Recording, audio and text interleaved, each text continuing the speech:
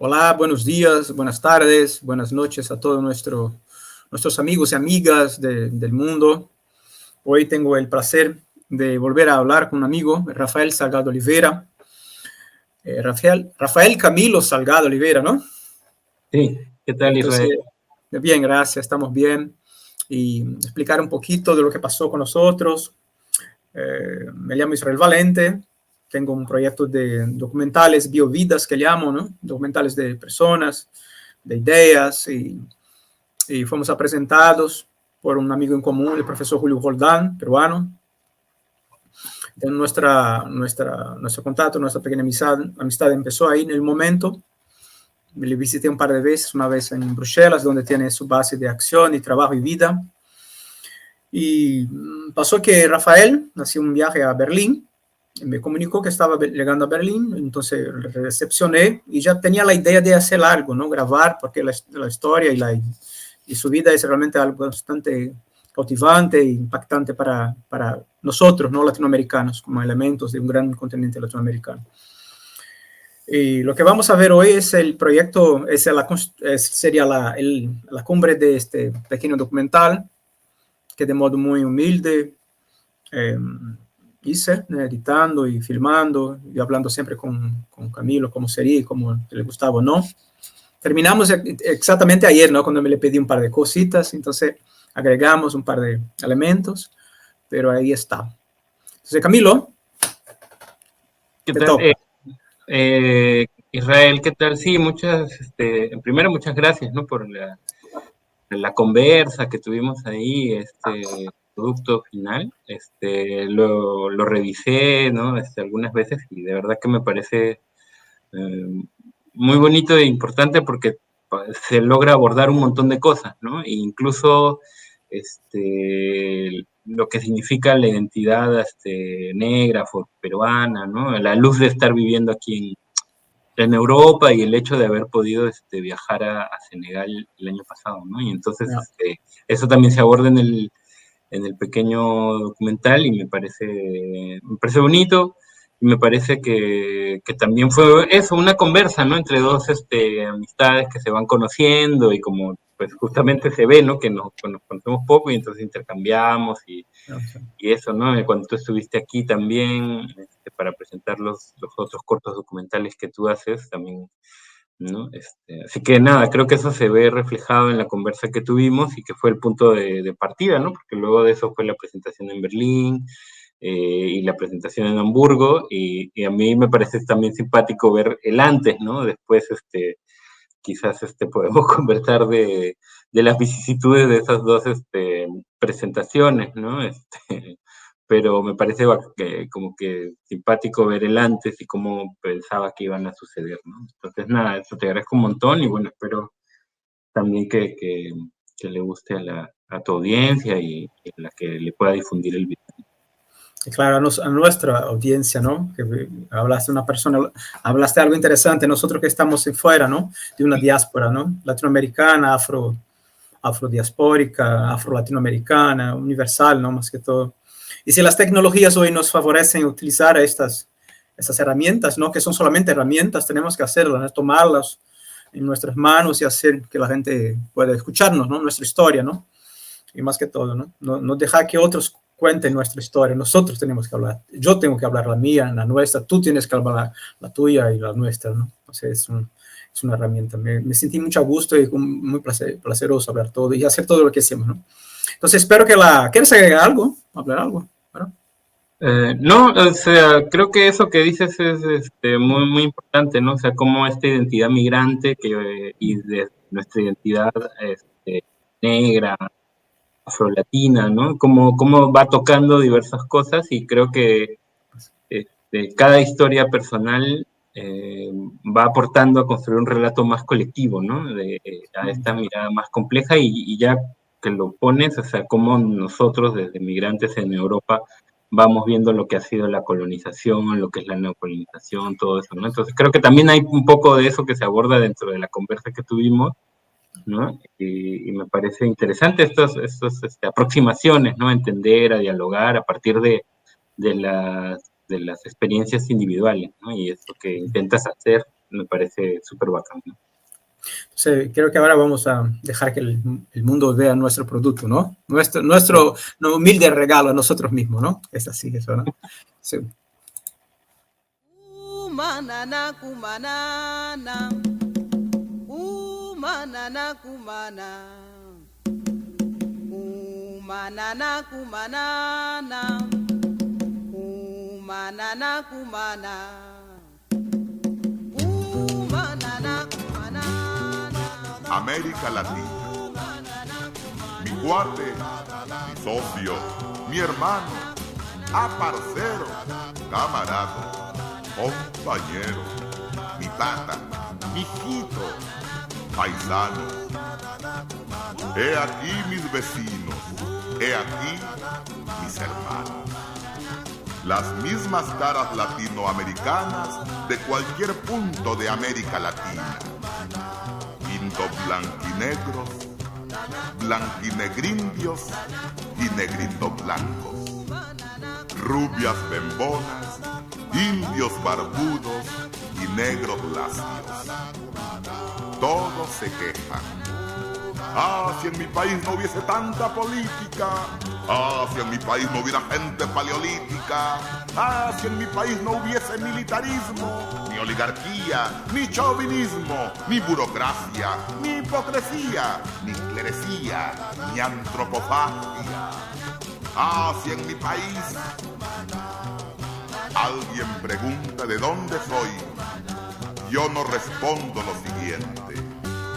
Nací cerca de Cusco, admiro a Puebla, me inspira el ron de las Antillas, canto con voz argentina, creo en Santa Rosa de Lima y en los orishás de Bahía. Yo no coloreé mi continente, ni pinté... Y este barrio, tradicionalmente, muy curiosamente, es un barrio donde está la comunidad árabe, turca. Eso se llama Kreuzberg. Camilo, ¿cómo te sientes ahí en Berlín? Bien, bien, con frío. Pero bien, contento de ver un poco la historia. Sí, bueno, tocarla. Berlín es una ciudad emblemática, ¿no? Y Alemania tiene un rol en la historia del mundo muy fuerte, ¿no? Todavía no procesa y es corta la visita, pero... Muy cortita, ¿no? Pero tú vas ahora, mañana creo que a Hamburgo, sí. La misma autobahn que vas a hacer es la que existía siempre. Imagina que a los dos lados de la carretera había un poste de control con muros. La gente tenía esto. Voy en tren mañana, ¿no? Tú vas en tren. Sí. Prácticamente pasa paralelo.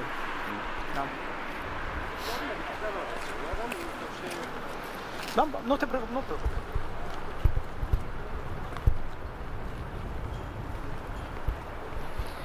El canal, ¿no? Spree, que va a Alba, del Alba al mar, al Báltico.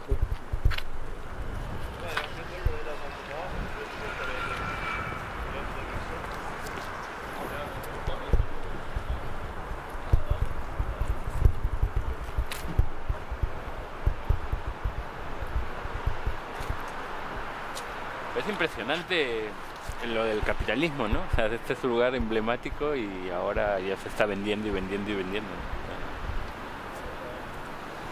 Pero igual mantienen el muro, ¿no?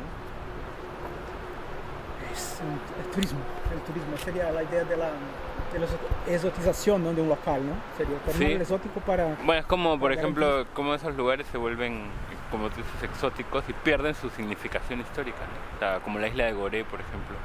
O sea, es un lugar al que vas y pareciera como que te cuenta una historia que ya no pasa y en realidad sigue habiendo esclavización en el mundo, entonces es como... Mira, esto es curioso, Camilo, ¿cómo fue para ti ahí? Tú eres tú te identificas a ti como un afroperuano. Sí. ¿Qué te preguntan? Sí, o sea, eso ahora es más problemático que antes, ¿no? Cuando estaba en Perú me reconocía tranquilamente como negro o afroperuano y eso. Pero desde que estoy en Europa eso ha ido cambiando, ¿no? La gente le digo eso y me ha tocado gente que se ríe, ¿no? O sea, que no... Para ellos soy latino, ¿no? Y cuando he hablado con gente africana y decirles que me reconozco como negro, es como, ¿de qué estás hablando, no? O sea, tú no eres negro. En Senegal además ni me decían blanco, ¿no? O sea, era súper raro. Bueno, ya el de llamarte Tubab no necesariamente creo que es solo blanco, no es todo lo que no es senegalés o todo lo que no es. Entonces, yo igual me sigo reconociendo afroperuano, ¿no? Evidentemente negro y eso, Etnicidad. pero como juega mucho también cómo la gente te ve en tu identidad, ¿no? Y entonces en Europa nadie me ve como negro, ¿no? O sea, me ven como latino. Y eso... En Perú en Perú era claro, ¿no? Claro, en Perú me discriminaban por negro, ¿no? O sea, sufrí racismo por eso por negro, ¿no? En América Latina más o menos igual, ¿no?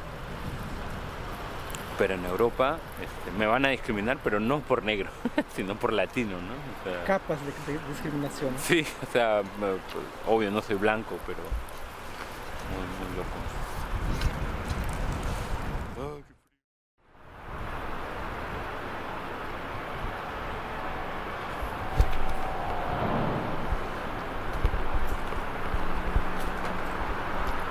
Camilo Berlín, estás para un libro.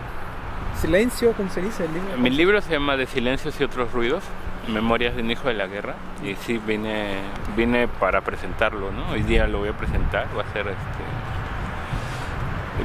a ser bien simpático, bien interesante porque lo presenta conmigo otro peruano que se llama Eder Soto, y es paja porque él es también, se puede decir que es un hijo de la guerra, o sea, su papá fue desaparecido, ¿no? En el caso de él, su papá no es indicado ni nada como miembro de un grupo armado. En mi caso sí, mi papá fue del MRTA y por eso lo mataron. Y entonces es interesante ver cómo dialogar desde memorias distintas, ¿no? Y él es alguien que hace documentales también, ¿no? Y uno de sus documentales, que se llama Caminantes de la Memoria, me inspiró también reflexiones para el libro, ¿no? Así que va a ser bacán. Esta otra compa que se llama Gladys Ayllón, que es viene más del mundo de la academia, ¿no? Y entonces sí, va a estar interesante, ¿no? Y de ahí voy a Hamburgo, ¿no? Y voy a estar también presentando el libro mañana viernes, y también va a ser interesante, importante, va a estar una compañera que su hermano murió también en la guerra, ¿no? En un caso muy conocido en Perú que se llama los periodistas de Churajay, ¿no? Que la comunidad los mató, y ella va a estar... ¿En los 70? Este que escribió Vargas Llosa. En los 80. Él hizo el reporte sobre y su hermana, de uno de los periodistas que murió ahí, vive en Hamburgo, ¿no? Y ella va a cantar, ¿no? Entonces me parece muy bacán. Después va a estar una hija de Argentina, ¿no? Que también aquí hace muchos años. Así que no, van a ser experiencias muy muy bonitas con personas que han podido leer el libro y van a comentar, pero que sus propias historias tienen que ver también con los conflictos armados en América Latina, en Perú, ¿no? Entonces me siento muy emocionado por eso, ¿no? También es uno de los países que mi papá visitó, ¿no? Hace muchos años, ¿no? ¿Alemania? ¿Tú conoces aquí? Sí, en los 80, ¿no?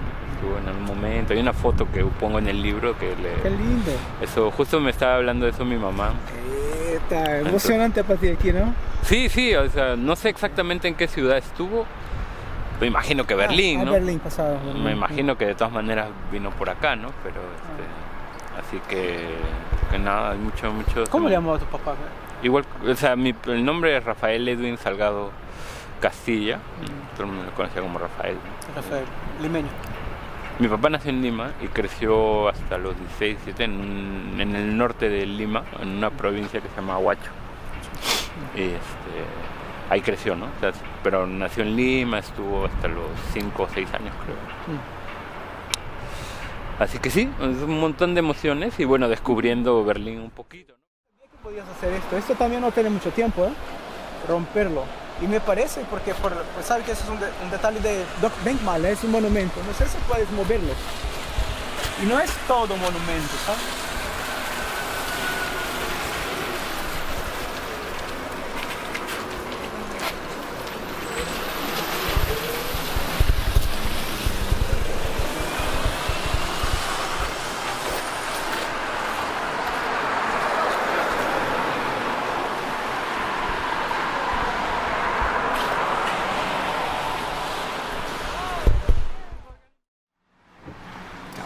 caminamos, puede hacer.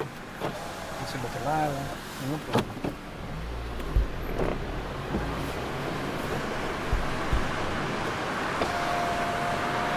Ya, sin nada aquí.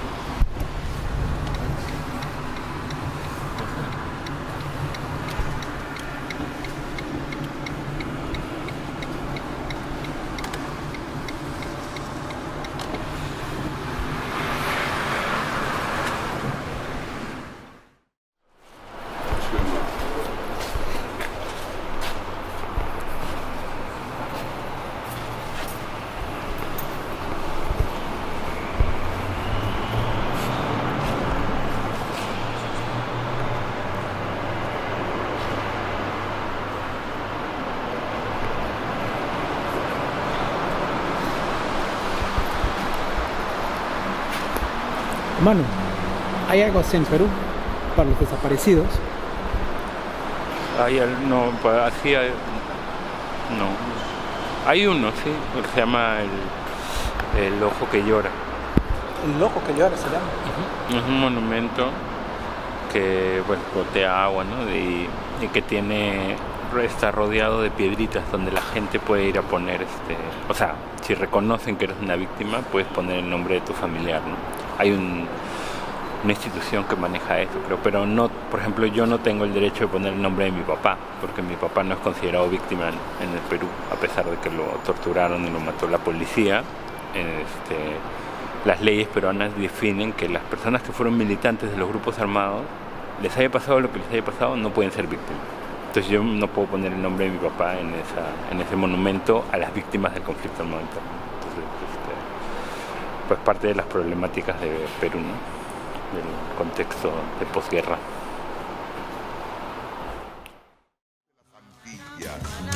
Canto con voz argentina. Creo en Santa Rosa de Lima y en los orishás de Bahía. Yo no coloreé mi continente, ni pinté verde a Brasil, amarillo Perú, roja Bolivia.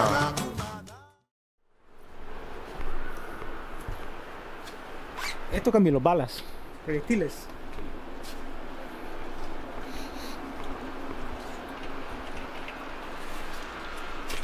Entonces lo van a dejar así toda la vida. ¿Ya está? Ya está. Ubus, FAO.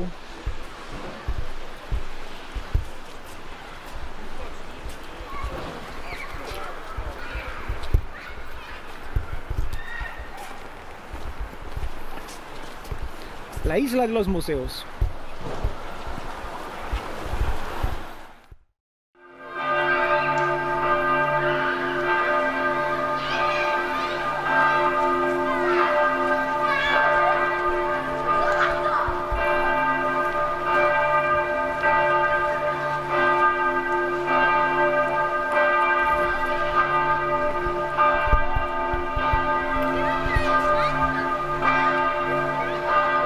Interesante, ¿eh? Sí. ¿Sí, no? Sí, o sea, igual a mí siempre Alemania me parece un lugar donde se han producido un montón de cosas, ¿no? O sea, está Marx, Lutero, está Einstein, están las guerras, o sea, hay algo en este país que ha hecho que tengan tanto... Cargaron mucha gente también, ¿no? Sí, o sea, pero al mismo tiempo que se generaron esos genocidios, se ha generado uno de los pensadores que ha inspirado tanto, ¿no? Es paradójico, ¿no?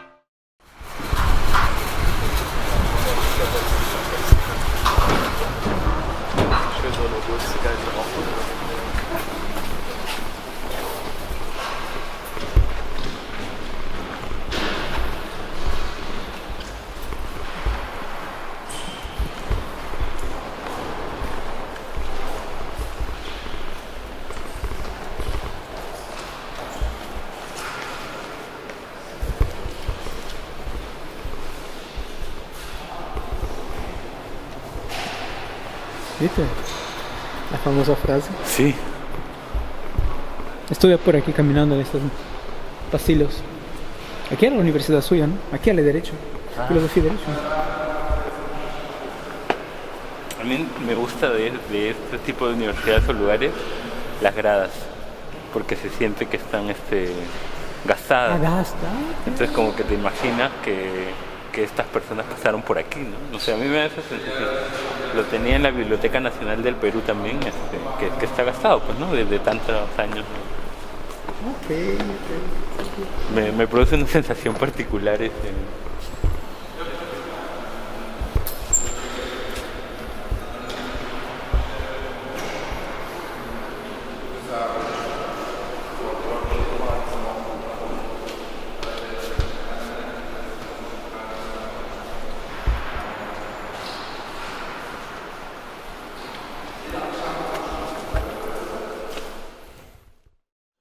No, o sea, mi papá lo capturan, lo torturan y lo matan en 4 horas, ¿no? O sea, y lo llevaron a la morgue y ahí lo dejaron. Y ahí es donde mi mamá y el hermano de mi papá lo encuentran, ¿no? Lo habían puesto como NN, pero bueno, se sabía, lo fueron. NN. Ajá, como no reconocido, pero ahí lo encuentran y bueno, recuperan el cuerpo y luego a los días lo sepultamos, ¿no? Yo no fui, yo decidí no ir, estaba chiquito, no sé por qué decidí, o sea, no sé. Bueno, al final no fui, mi mamá me preguntó si yo quería ir, cuando yo tenía 9 años le respondí que no. Y siempre hemos sabido dónde están. El caso de mi papá no es desaparición, el caso de mi papá es una detención arbitraria porque no había una orden judicial, es una tortura y el asesinato, ¿no? Y ya eso 30 años, ¿no? Esto hace 30 años. ¿Qué día fue? El 17 de abril. ¿Salió de dónde? ¿Dónde estaba? ¿Salió de casa, del trabajo? Mi papá iba con una de sus compañeras en una moto y lo interceptaron en una moto. Al parecer lo que estaban siguiendo era ella, pero los capturaron los dos, a ella la torturaron también y la metieron presa durante 25 años, ¿no? Salió de prisión cuando se cumplieron 25 años, en el 2018, y estuvo unos años más y después falleció de un cáncer, ¿no? Y de otros problemas que me parece, no soy doctor, pero que tienen que ver con las torturas que sufrió, ¿no? Y con todos los daños, pues, o sea, le hicieron de todo. Ella tiene una denuncia en la Corte Interamericana de Derechos Humanos y la Corte sentenció que el Perú debía indemnizarla por todo lo que le había hecho, ¿no? No hubo una comisión de la verdad, Sí, hubo una comisión de la verdad en Perú en el 2003. El caso de mi papá está dentro del de la comisión, es uno de los casos emblemáticos. Y a pesar de eso, sigue impune, ¿no? Han habido 4 juicios. En el caso de Gladys, su caso... ¿Se llama Gladys? Gladys, ¿no? Gladys ¿qué? Espinosa. En el caso de ella, no sale en la comisión de la verdad, pero ella denuncia ella presta testimonio también en la Comisión de la Verdad, ¿no? Pero ella denuncia a la Corte Interamericana y la Corte coge su caso y sentencia que el Perú debía indemnizarla, ¿no? Es el mismo caso que mi papá, porque los dos caen juntos, a los dos los torturan, ¿no? Y ella, y que a pesar de esa sentencia, el Estado no hace absolutamente nada. Es más, o sea, en las redes sociales, en los periódicos, era horrible el tratamiento de esa noticia, ¿no? Que van a estar pagándole a esos terroristas de mierda, está bien que estén muertos, el único terrorista bueno es el terrorista muerto, o sea, de todo, ¿no? La retórica esta sigue. Sí, y no, o sea, a nadie le importa, la torturaron, la violaron, le hicieron de todo y a nadie le importa, ¿no? O sea, en la sociedad peruana muy poca, bueno, nadie, ¿no? Muy poca gente, ¿no? Y al final, ella murió a los 3 años de haber salido de prisión, ¿no? Camilo, tu libro, Silencio. De silencios y otros ruidos. Del silencio y otros ruidos. ¿Qué habla? Memoria de un hijo de la guerra. Es Memoria de un hijo de la guerra. Un libro que pude escribir cuando volví a salir de Perú, ¿no? Fue un libro que...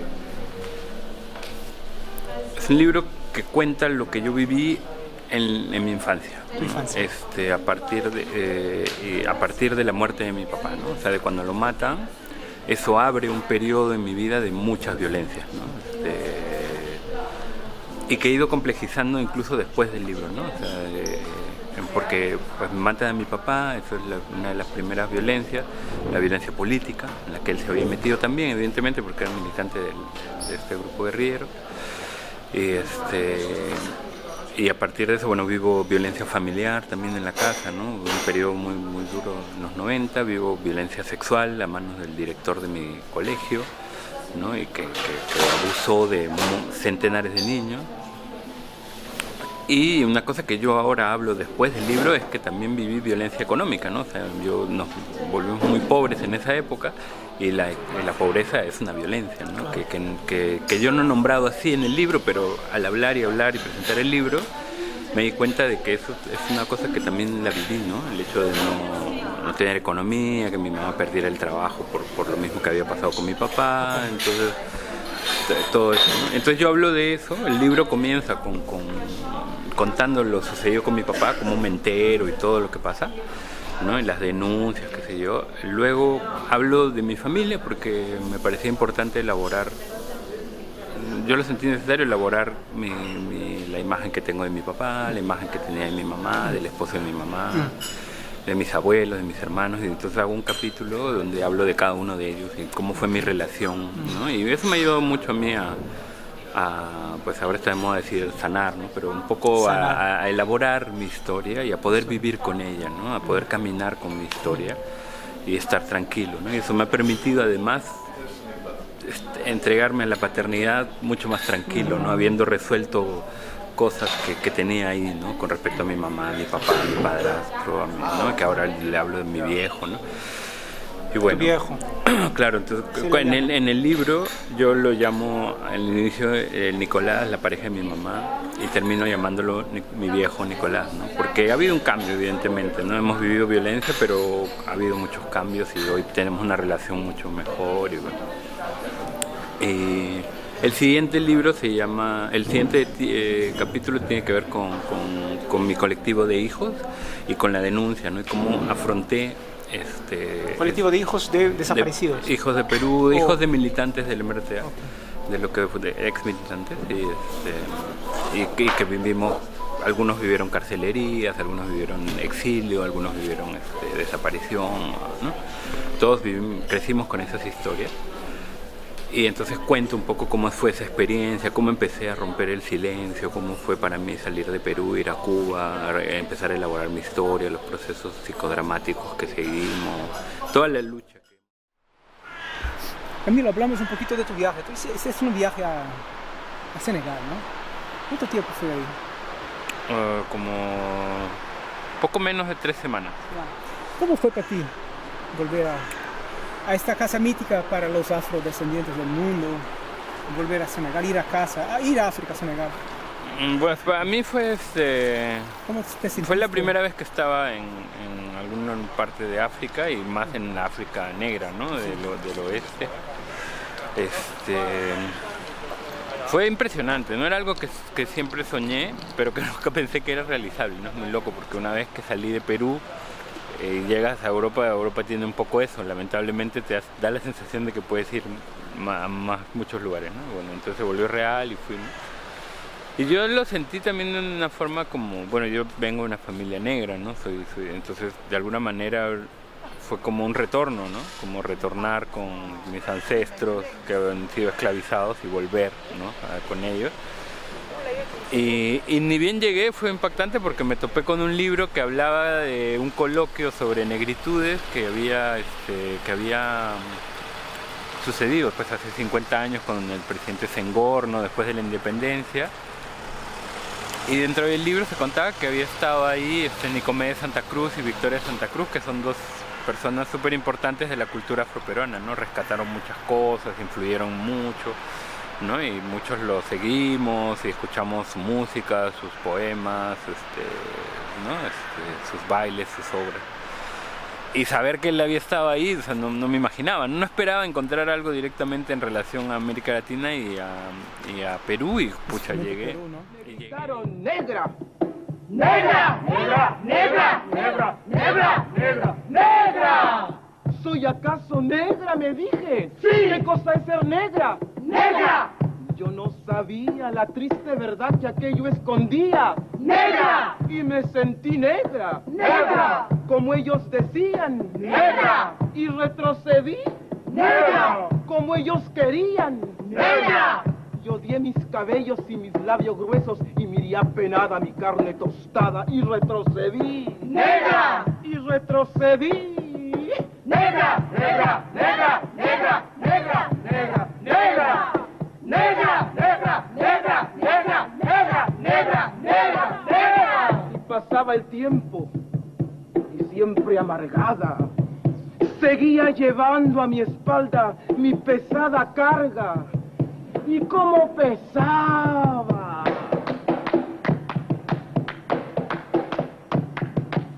Me alacé el cabello, me polvé la cara, y entre mis entrañas siempre resonaba la misma palabra. ¡Negra! ¡Negra! ¡Negra! ¡Negra! ¡Negra! ¡Negra! ¡Negra! Hasta que un día que retrocedía y que iba a caer. ¡Negra! ¡Negra! ¡Negra! ¡Negra! ¡Negra! ¡Negra! ¡Negra! ¡Negra! ¡Negra! ¡Negra! ¡Negra! ¡Negra! ¡Negra! ¡Negra! ¡Negra! ¿Qué? ¿Y qué? ¡Negra! Sí. ¡Negra! Soy. ¡Negra! Negra. ¡Negra! Negra soy. ¡Negra! Sí. ¡Negra! Soy. ¡Negra! Negra. ¡Negra! Negra soy. Y hoy en adelante no quiero laciar mi cabello. ¡No quiero! Y voy a reírme de aquellos que por evitar, según ellos, que por evitarnos algún sinsabor, llaman a los negros gente de color. ¿Y de qué color? ¡Negro! ¿Y qué lindo suena? ¡Negro! ¿Y qué ritmo tiene? ¡Negro! ¡Negro! ¡Negro! ¡Negro! ¡Negro! ¡Negro! ¡Negro! ¡Negro! ¡Negro! ¡Negro! ¡Negro! ¡Negro! ¡Negro! ¡Negro! ¡Negro! Al fin comprendí. ¡Al fin! Ya no retrocedo. ¡Al fin! Y avanzo segura. ¡Al fin! Avanzo y espero. ¡Al fin! Y bendigo al cielo porque quiso Dios que negro azabache fuese mi color y ya comprendí. ¡Al fin! Ya tengo la llave. ¡Negro! ¡Negro! ¡Negro! ¡Negro! ¡Negro! ¡Negro! ¡Negro! ¡Negro! ¡Negro! ¡Negro! ¡Negro! ¡Negro! ¡Negro! ¡Negro! ¡Negro! Cuenta de muchas cosas, ¿no? De la relación que tiene Senegal con el Caribe, ¿no? Hay mucha salsa por todos lados, los grupos tocan canciones, ¿no? Cubanas, qué sé yo. Entonces sí, eso fue muy impactante. Después, claro, el colonialismo está ahí, lo ves, lo sientes, ¿no?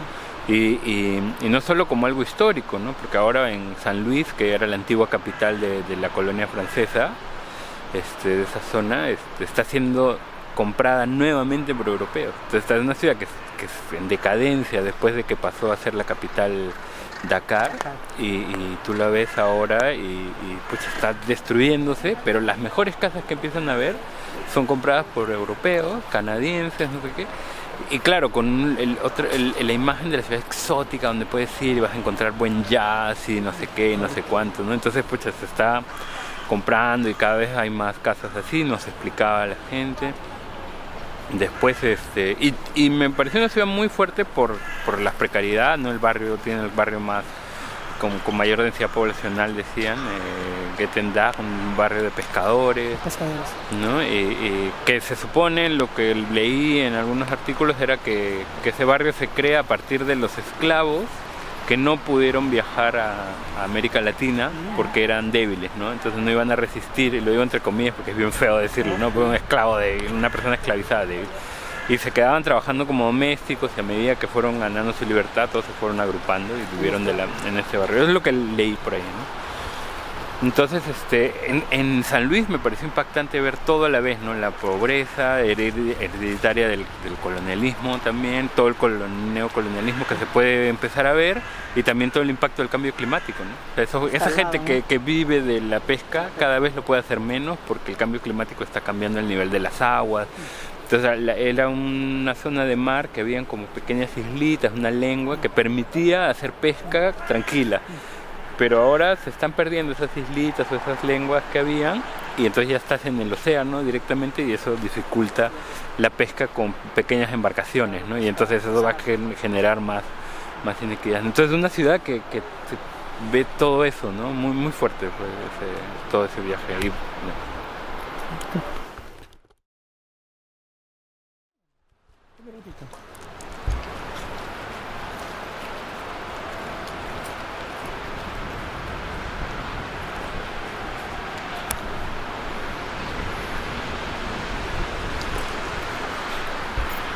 Karl Marx.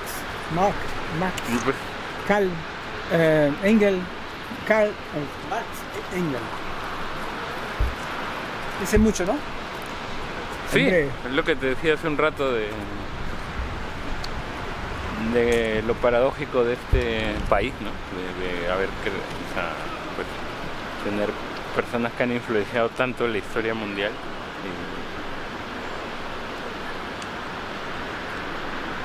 Y que inspiró a tanta gente, ¿no? Para hacer cosas. O sea, también mi propia historia.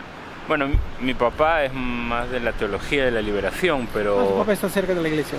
mi papá fue bastante católico, pero abrazó lo que fue la teología de la liberación, las comunidades de base, eclesiales, todo eso, ¿no? Hizo parte de movimientos cristianos estudiantiles, todo eso. Y su interés cuando empieza a meterse dentro de la guerra, de la guerrilla, fue justamente ligar toda esa experiencia cristiana, militante, política con una experiencia guerrillera, ¿no? De hecho, era una época en donde había muchos curas que estaban en la guerrilla, ¿no? Es la época de Camilo Torres, es la época, ¿no?, de Cardenal en Nicaragua, y ahí vean un montón de curas, ¿no? y de mucha gente cristiana que se metió ahí, ¿no? Así que bueno, eso es lo primero que y bueno, el movimiento en el que termina, el MRTA, es un movimiento que se inspira también de Marx, ¿no?, del comunismo, del marxismo, pero que también intenta rescatar lo propio, ¿no? Y entonces es por eso Tupac Amaru, reivindicar la figura de Mariátegui, de diversos, de Micaela Bastidas, ¿no?, de muchas luchadoras del Perú y de América Latina, ¿no? Se reivindica guevarista, qué sé yo. Entonces intenta hacer eso, por lo menos en el nacimiento, ¿no? Esa convergencia de cosas, pero reconociendo lo propio, lo nacional, ¿no? Empezamos a compartir nuestras historias y eso fue un primer paso para afrontar lo que habíamos vivido de niños, ¿no? Los miedos, los traumas que genera tener que visitar prisiones durante años, que tu familia sea desaparecida, estigmatizada. Entonces cuento de eso en el tercer capítulo y termina con todo lo que se vivió durante una campaña electoral en donde uno de nosotros participó y lo atacaron muchísimo en la prensa, todo el mundo, ¿no? Y fue duro, y cuento ahí, reflexiono un poco todo eso, ¿no? Y reflexiono pues toda esta identidad de ser hijo de la impunidad, el estigma, el terruqueo, como se habla en Perú, ¿no? Y de ahí el último capítulo tiene que ver con la denuncia sexual, ¿no? Con la denuncia de abuso sexual que sufrí y bueno, durante las varias entrevistas que me hicieron después de que denuncié públicamente eso, siempre había una pregunta que era ¿cómo te levantas un día y decides denunciar, ¿no?, a tu abusador? Y es un poco lo que cuento en ese cuarto capítulo, ¿no? O sea, ese proceso de denunciar, ¿no? Y al final, bueno, un epílogo donde hablo un poco más del presente, comparto que soy papá ahora, ¿no?, y todo lo que eso ha significado para mí, ¿no? La paternidad, habiendo perdido a mi papá cuando tenía 9 años. Entonces, ha sido un libro que me ha ayudado a mí a nivel personal mucho, ¿no? He podido elaborar mi historia, he podido elaborar mis miedos, mis traumas. Ha sido un libro importante también a nivel familiar, ¿no? Para mi familia ha sido importante poder tocar temas que no habíamos hablado nunca, como la violencia en la casa o las múltiples violencias. El silencio no es violencia de una forma profunda, quizás sí, más ahora perdure, ¿no? Creo no se que habla, se olvida y no se habla, ¿no? Y cómo sí, no pasó, ¿no? Creo que el silencio impuesto es el duro, ¿no? Porque hay silencios también, o sea, no tienes por qué, ahora yo que ya conté, yo a veces ya no quiero contar, ¿no? O sea, porque te cansas también, ¿no? Entonces, ahora abrazo el silencio, pero es una decisión, no es una obligación, no me tengo que callar porque me persiguen o porque me estigmatizan o porque, qué sé yo, ¿no? Entonces, decido. Y yo creo que ese es el derecho al silencio, es ahora algo que yo defiendo, ¿no? O sea, podemos... Y bueno, pero ahora ver qué puede ir logrando el libro a nivel social, ¿no? O sea, al ser leído, al intentar desde el libro cuestionar, ¿no?, esta división de víctimas culpables y víctimas inocentes, como en el Perú de hoy, ¿no? O sea, que divide, ¿no? Y divide también al movimiento social, pues porque si no podemos luchar juntos, ¿quién va a querer? A veces no quieren luchar al lado nuestro porque los vamos a quemar, ¿no? Porque vamos a estar trabajando con los hijos de los terroristas, ¿no? Y entonces eso divide el movimiento social, y no solo nos divide en la lucha por la memoria y la verdad y la justicia, nos divide en general, ¿no? Porque las consecuencias de la guerra las seguimos viviendo, ¿no? Y una de esas consecuencias de la guerra es el neoliberalismo, por ejemplo. O sea, Fujimori instaura el neoliberalismo en los 90 en el marco de la guerra, y la justificación es justamente toda la guerra y eso, ¿no? Dice que, ¿te acuerdas cuando hubo la embajada, la invasión? ¿Dónde estabas ahí? Tú estabas en Perú, obviamente, ¿eh? Sí, sí. ¿Te acuerdas de este momento? Yo en Manaus mirando por la tele. Y ahí Fujimori entrando sobre los cuerpos de los guerrilleros. Bueno, en ese momento estaba volviendo a casa, ¿no? O sea, me acuerdo completamente, ¿no? Porque yo estudiaba en un colegio clase media, alternativo, qué sé yo, que quedaba cerca de la embajada, ¿no? Cerca de la residencia. Pero en ese tiempo yo no hablaba, no había asumido esta identidad, que tenía además 14 años, ¿no? Tú hablaste del liberalismo ahí, fue el momento en que Fujimori tuvo la carta blanca del Estado, ¿no? Los poderes. No, ya era antes, ¿no? Ya tenía. Sí, porque el autogolpe es en el 92. Sí, era más bien su segundo periodo, y es un momento en donde ya empezaban a saltar denuncias de corrupción, denuncias de Montesinos, ¿no? Sí, o sea, ya empezaban a saltar cosas en esa época.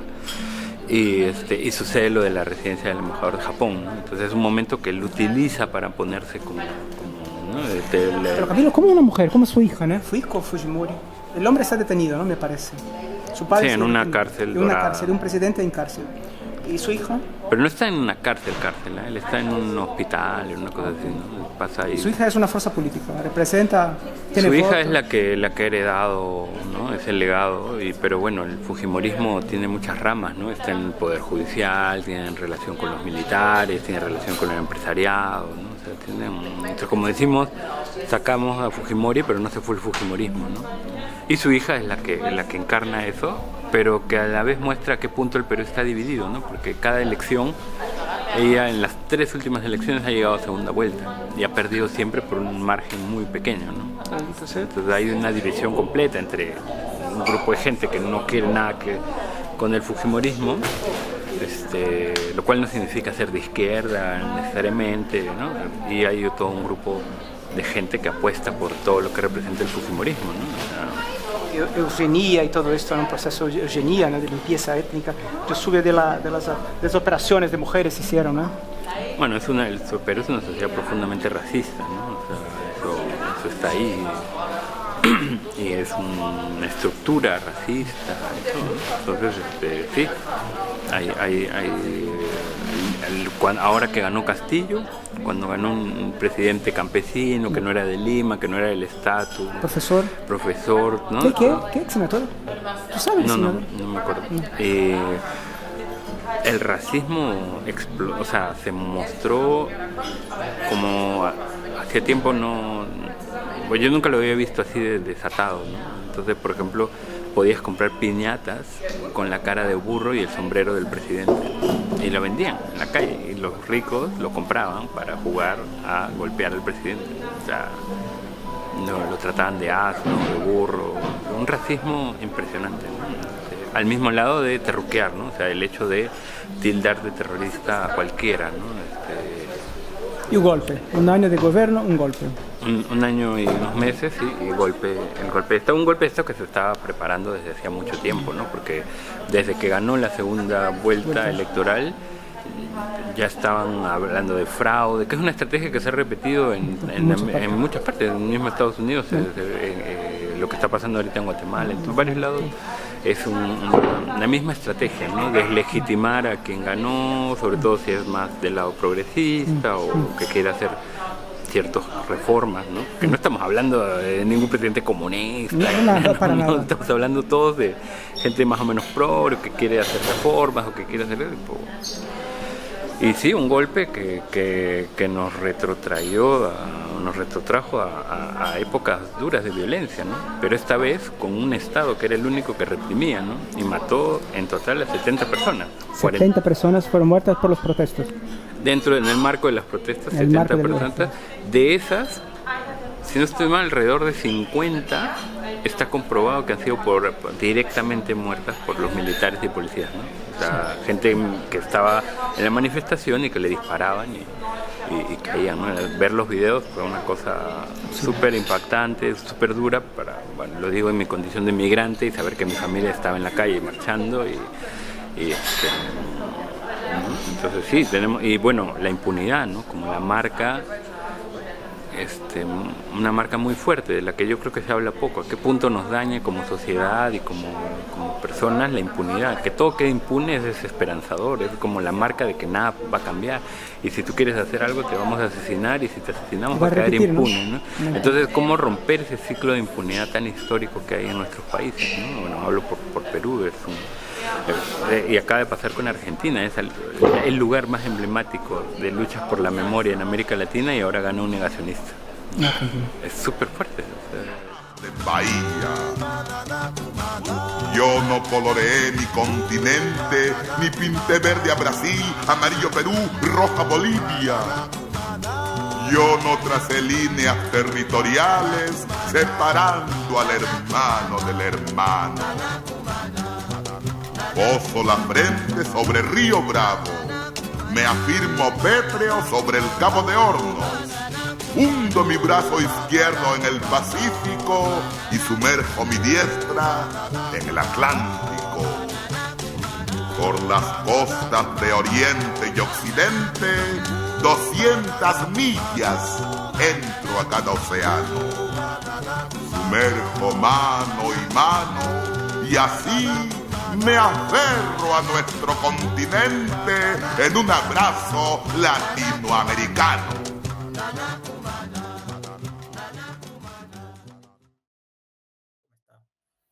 ¿Quieres agregar algo, Camilo, de nuestro paseo por Berlín? ¿Sabe una cosa que mirando la película, mirando el documental, observé que la ciudad tiene un papel fundamental en todo esto, ¿no? Caminamos. Sí, yo creo que cada lugar te permite hacer reflexiones distintas, ¿no? O sea, porque cada lugar también tiene una historia, una trascendencia y te transmite una energía particular, ¿no? No es lo mismo reflexionar, por ejemplo, sobre Terruqueo desde aquí que reflexionarlo estando en Lima, ¿no? Y a qué punto para mí también ha influido el hecho de poder salir de Perú para poder elaborar más mi historia, ¿no? Ya. Entonces, me sentí a gusto estar contigo ahí caminando por la ciudad. Hubo muchas preguntas que nos hicimos, ¿no? Quizá vamos a trabajar en un segundo episodio, ¿no? Ahí seguimos. Sí, yo ahora, bueno, lo decía al inicio, esta entrevista, ¿no? Este caminar por la ciudad lo hicimos antes de las presentaciones, ¿no? Sí, y creo que Berlín, Alemania, porque fueron dos, fue uno de los sitios donde fue más difícil presentar el libro, ¿no? O sea, porque hasta hoy en el Perú dialogar entre las personas que fuimos afectadas por la guerra, que bueno, hemos sido una sociedad que se afectó, ¿no? Por la guerra, por el conflicto armado, por el terrorismo, ¿no? Pues hasta ahora ni siquiera tenemos un consenso de cómo nombrarlo. Y en Berlín, pues la idea era dialogar con una persona que también ha sido afectada por la guerra, ¿no? Y o sea, hasta ahora seguimos hablando, pero fue un diálogo difícil, ¿no? Un diálogo difícil, desde qué punto, desde qué lugar hablas, cuál es tu legitimidad y la difícil tarea de no comparar los dolores, sino más bien valorar los distintos dolores, sin que eso signifique que aceptemos las diferentes formas ideológicas o esto, ¿no? Pero sí valorar los distintos dolores que se crearon durante el conflicto armado interno, la guerra o la época del terrorismo. Creo que es un primer paso que como sociedad peruana necesitaríamos hacer, ¿no? O sea, no tener unos que valgan más que los otros y tampoco o sea, y también lograr que haya una sociedad con derechos humanos realmente para todos y todas. Y una pregunta, Camilo, ¿y ahora, lo que está pasando con Perú? O sea, hay una presidenta, ¿no? Hubo el golpe y hay nuevas elecciones, las fechas para nuevas elecciones, ¿cuándo serán? ¿Van a ser mantenidas o cómo está el cuadro político actual? No hay anuncios, ya no hay anuncios de nuevas elecciones, ¿no? Ya, al final se han ido consolidando y pues van a gobernar hasta el 2026, ¿no? Hasta ahora, o sea, de la parte del gobierno no hay ningún indicio de que van a adelantar elecciones ni nada, además están desde el Parlamento, que es quienes realmente gobiernan actualmente, ¿no? Que son los grupos parlamentarios, sobre todo el fujimorismo, están ahorita capturando todos los organismos que les permita asegurar su continuidad en el futuro, si quieres cambiando de rostros o de otras cosas, pero asegurando eso. Entonces están la Junta Nacional de Justicia, los organismos electorales, el Tribunal Constitucional, todos los diversos organismos que se supone son claves para un Estado de Derecho, ¿no? Para poder tener una democracia sana, entre comillas, ¿no? Todo eso los están capturando los fujimoristas y los grupos económicos.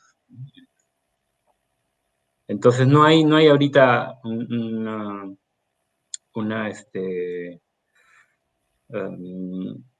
horizonte de cambio así desde ese lugar, ¿no?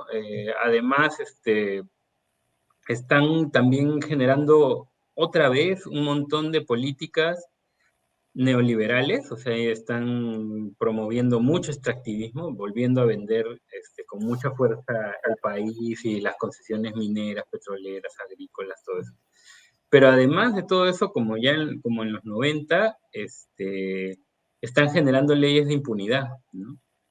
Para las cosas que sucedieron en el pasado y las que están sucediendo ahora en el presente, ¿no? O sea, recordemos que después del golpe hubo manifestaciones, ¿no? Lo que se le está conociendo como el estallido en Perú, ¿no? Que es el estallido en Brasil, el estallido en Chile, el estallido de Perú fue después de diciembre del 2022 y mataron por lo menos a 50 personas directamente, asesinatos, ¿no? Y entonces se están generando otra vez leyes de impunidad para eso, pero también para que no se pueda juzgar los crímenes de lesa humanidad, las violaciones de los derechos humanos sucedidas en los 80 y los 90, ¿no? Y como corolario de eso, o parte central también, es que han dado han liberado a Fujimori, ¿no? O sea, el dictador de los 80 y los 90 lo han indultado y ahora él sale libremente, o sea, era un enfermo terminal y esa era la razón por la cual había que indultarlo, y ahora está paseándose por la calle y además está haciendo videos con las redes sociales, muy acorde con la época, en donde está intentando reescribir la historia, ¿no? Decir que no era, o sea, a pesar de haber sido juzgado y condenado por crímenes de lesa humanidad, ahora sale a decir impunemente, no soy un asesino, yo tenía que hacer esto del shock, yo tenía que implantar el neoliberalismo. Entonces está reescribiendo la historia, intentándolo, ¿no? Y ese es el rol que tenemos que jugar varios y varias de nosotros, que intentamos tener una voz distinta, disonante, frente a esa lectura del pasado impuesta desde los grupos de poder político, económico y militar, ¿no? En el país. Y lo importante sería lograr juntarnos, ¿no? Para impedir esa relectura, pero una relectura que no se quede solo en el hecho de reclamar por las violaciones a los derechos humanos, sino hablar de cómo en ese periodo de guerra se instauró el neoliberalismo, un poco lo que comentábamos en el video, ¿no? Y eso, estamos volviendo a vivir eso con, claro, matices, cosas actuales, pero otra vez imposición de un modelo neoliberal extractivista, represión para todo grupo, persona que se oponga a esto, y leyes de impunidad para justamente, ¿no? Como parte de esta estrategia de pedagogía del miedo, ¿no? Del terror. Te enfrentas al sistema, bueno, te puede pasar esto y además va a quedar impune, ¿no? Sí, yo observo Perú hace un par de años, entonces siempre cuando miro la sociedad peruana de modo general, en la cultura, en la literatura, en la política, en los levantamientos armados y todo eso, los grupos guerrilleros, los paramilitares, observo mucho Perú como un campo de prueba del capitalismo, del neoliberalismo en Latinoamérica. Es increíble, ¿no? El papel de los evangélicos, ¿no? Evangelistas ahí en Perú, en la elección de Fujimori en los 80. Esto fue uno de los primeros, ¿no? Unas primeras masas donde las iglesias estas fueron cooptadas por un momento político neoliberal, un neocolonialismo ambiental también que esto, ¿no? Apillaje de materiales, una cosa impresionante. Y todo esta, como hablaste tú, el fujimorismo dentro de los poderes, ¿no? El legislativo, el ejecutivo, el judiciario, la policía, la armada. Entonces es increíble el Perú como un elemento de análisis para Latinoamérica, ¿no? Y esto ya pasa desde los 80, inicio de los 80, ¿no? Y, Desde los 90, ¿no? O sea, y creo que, o sea, somos un experimento del neoliberalismo, de hecho que Chile es como el primer, ¿no? Y sí, gran Chile experimento. Pero ahí también yo creo que las políticas de seguridad, ¿no? De la ley antiterrorista, que hasta ahora no se cambia por más que hayan sido de las cosas y recomendaciones principales dentro de organismos nacionales e internacionales de cambiar en el Perú, al punto que hoy a los defensores de la tierra, las defensoras de la tierra, los juzgan con la ley antiterrorista, ¿no? Entonces, ¿cómo hay conexiones entre las violencias del pasado y del presente a partir de una legislación? Entonces, creo que también ha sido un laboratorio de políticas de seguridad, de control y anti rebeliones, ¿no? Luchas anticapitalistas, de cómo, y que se articula con el contexto global. O sea, en el mundo actualmente tildan de terrorista a alguien o a un país y pueden ir y bombardearlo. Lo estamos viendo ahorita en Palestina y nadie logra que eso se detenga, ¿no? Entonces, en Perú la particularidad es que tenemos un verbo para llamar a eso, ¿no? Terruquear, o sea, te terruqueo. Esto iba a preguntarte, ¿qué es el terruquear? Porque es una palabra peruana que... Es un verbo que, bueno, asocia, tiene toda una historia etimológica larga, porque se le asocia terruco a los andinos, ¿no? Era una palabra que tiene una carga racista, porque se asociaba a terrorista, al andino, de cierta región, ¿no? Y entonces, y el luco es una terminación quechua, ¿no? Si no estoy mal, porque es despectiva, ¿no? Y entonces... Y después de eso se fue castellanizando y se volvió un verbo, terruquear, es la acción de llamar terruco a alguien, ¿no? Que es muy complejo, pero es lo que estamos viendo a nivel mundial, ¿no? O sea, la particularidad es que se hace tanto en Perú que tiene un verbo, ¿no? Pero eso pasa actualmente, o sea, cuando ha pasado lo de Palestina, se empezó diciendo al grupo terrorista Hamas, y entonces sí está válido que vayan y bombardeen, y así, en el mundo entero hay eso, ¿no? Entonces, no es que lo que pasa con nosotros en Perú sea una cosa muy particular, ¿no? Es una cosa que hace parte del contexto global, pero que tiene sus particularidades y matices y que afecta vidas directamente, ¿no? De los que venimos de una historia como la mía, ¿no? No. Entonces, Camilo, Rafael, gracias. Dejamos aquí por hoy, ¿no? Creo. Yo no agregaría más nada. Agregaría un segundo episodio a nuestra serie ahí, Camilo en el mundo. Ahora quizás vamos yo volveré a Bruselas y tú me guías y entonces hablamos ahí. Miramos un poquito de la ciudad y quizás tengo muchas preguntas ahí siguiendo. Entonces, hermano, saludos grande para ti, quedamos en contacto siempre. Un abrazo, Israel, y muchas gracias por toda esta experiencia y por todo este trabajo. Espero que la gente que va a ver esto también pueda sacar sus conclusiones y observar a partir de y utilizar las herramientas, no más que todo, mira, graben, editen y hacen su material mismo para que cuenten la historia vuestra y nuestra historia también. Entonces vamos poniendo los rompecabezas, ¿no? El puzzle de nuestras narrativas, ¿no? Del mundo. Mano, gracias. Chao. Cuídate, chao.